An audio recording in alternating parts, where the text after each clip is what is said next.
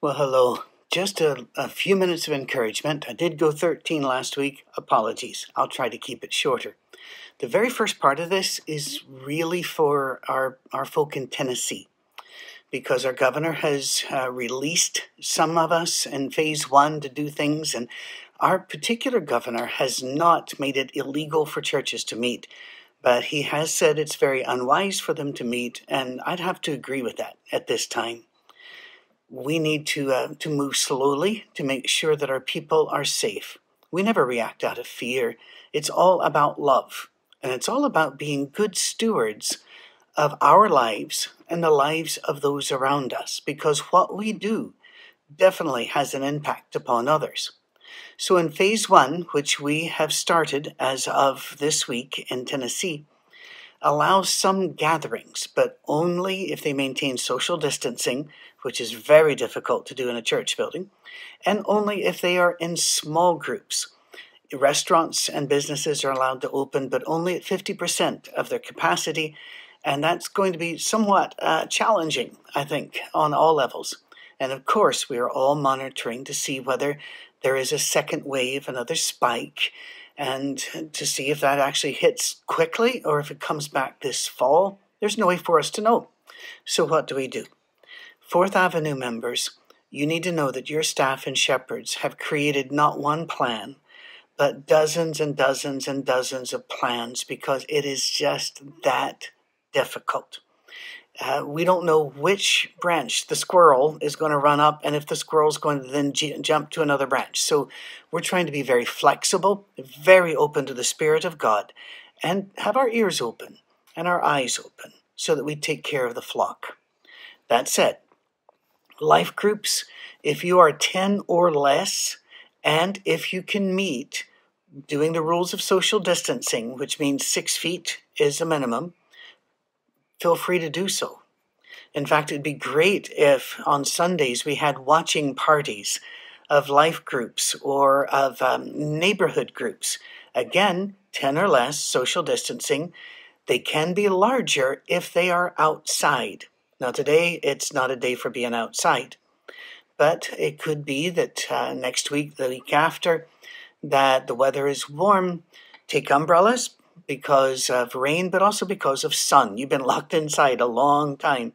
We're like cave dwellers now coming into the light. And as much as you might want to, let's not violate social distancing at this stage. Let's watch this carefully. This is only phase one. We've talked to the leader of our teens, and he's going to be talking to our teens this afternoon. So I'm going to leave it for there. What's going to happen if you come to the church again? We're not really sure. We have several plans in place.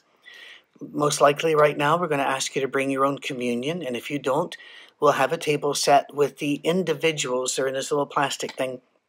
You tear the top off, and there's this horrid little wafer that they say is unleavened bread, but it tastes like styrofoam. And no, I've not eaten styrofoam to do an adequate taste test here. I'm leaping into an assumption that that's what styrofoam would taste like. But we'll have that. It has a little juice underneath that. We'll have that for those that did not bring their own communion.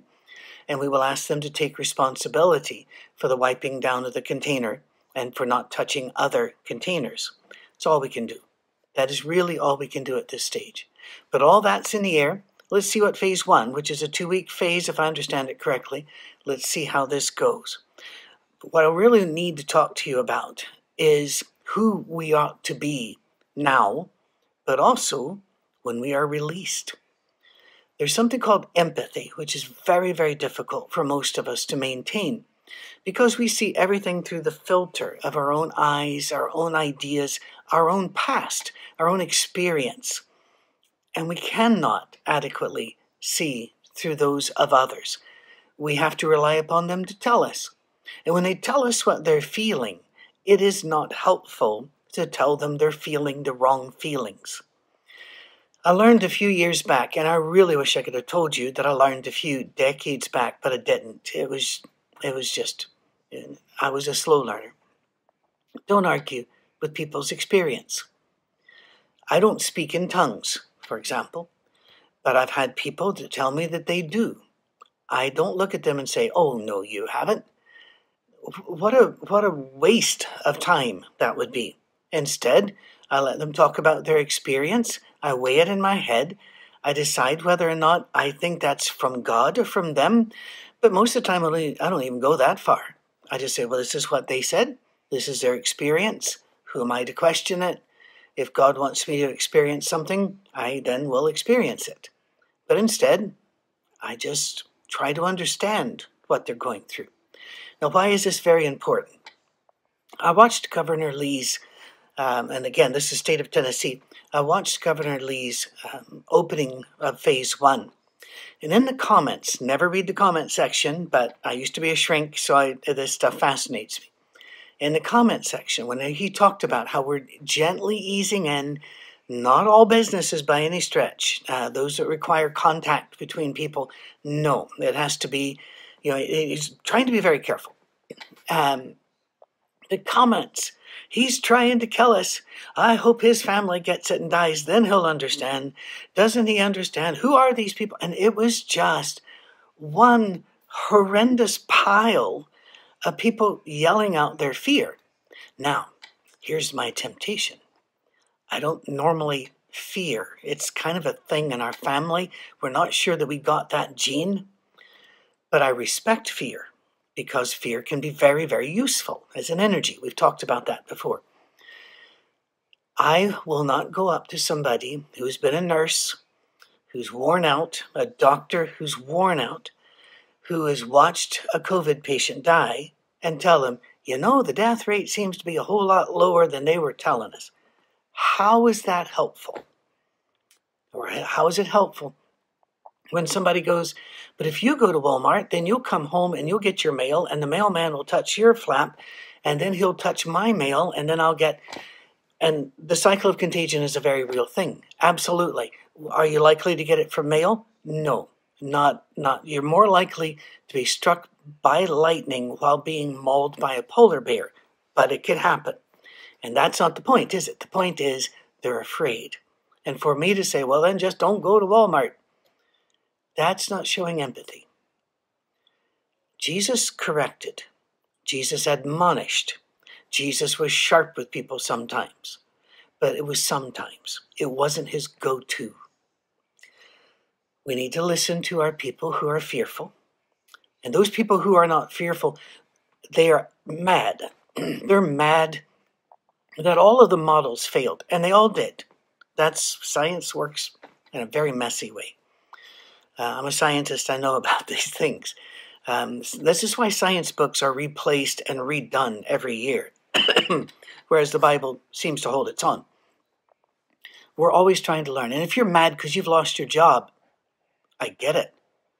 If you're mad because you think this is all a fake and it's just done as a conspiracy thing, I get it. If you're mad because you think conspiracy nuts aren't taking it seriously, I get it. I want to listen. I want to know what you're going through. I want to hear it.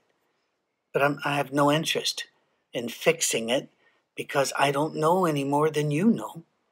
We all have our different fields, and it's true, I probably know more about virology and epidemiology and anatomy and physiology and how all of this works than most of you do, but that doesn't mean I know the answer. It might just mean I know more stuff to be ignorant about. So let's give each other empathy. When somebody's upset or breaks down into tears, don't tell them it's all right. Let them weep. We weep with those who weep. We mourn with those who mourn. But the Bible also says that we rejoice with those who rejoice. Empathy is important. Facebook is full of opinions from people that don't know what they're talking about. And some of those opinions are mine. And I also speak from a deep well of ignorance. Let's try not to argue with each other, but to hear each other instead. There will always be those people we don't get. Yeah, yesterday or the day before, they all blend now. My wife went to Publix, ventured out. She was masked and taking care of herself. But you have to eat, so she's there. And the Publix people, Publix, if you're not familiar with that chain, wherever you're listening to this, they're more expensive than Kroger and the like, as a rule. But they are so nice, and their stores are so clean, and they are so helpful that sometimes when you have the extra money, it's not a lot, but if you have the extra 3 to 5%, we shop there. They had it all. The employees are fantastic, as always. Store, pristine, as always. They had arrows and they had dots. Every aisle has to be unidirectional. You have to go down this aisle this way. If you miss something, go back around. That's the law in Tennessee, and will be the law when it opens officially for phase 1. There was one lady who was our age who refused. And she would just go right past your cart, and she'd turn around and come right back up that cart, and she'd scoot things out of the way to get past. She was corrected several times by customers. I don't know that the employees felt that they were given police powers. And so don't expect an employee to make a citizen's arrest or tackle anybody. Really? Minimum wage? That's what you would do that for that? No. But there were customers that said, don't do this. She refused. Now, it'd be easy to get furious at her. Really would. Because we don't know what she's doing. She's being impolite or the like. I just started thinking, what kind of life does this person have that they think this is okay? And not only okay, it must be the dominant behavior that dominates other people's behavior and removes from them their choices. What kind of life? I'm so sorry that woman had that life. And I wish I could have done something to fix it. What I can do now is empathize, come home and wash my hands, and don't touch my face. Do what you can do. And what you can do is love one another as Christ has loved you. Romans 14 and 15 are powerful. And they end in 15:7, that particular sermon, with accept others as Christ has accepted you. These are scary times. A lot of squirrels running in the trees. Let us be the people that react in love and react in faith. God bless.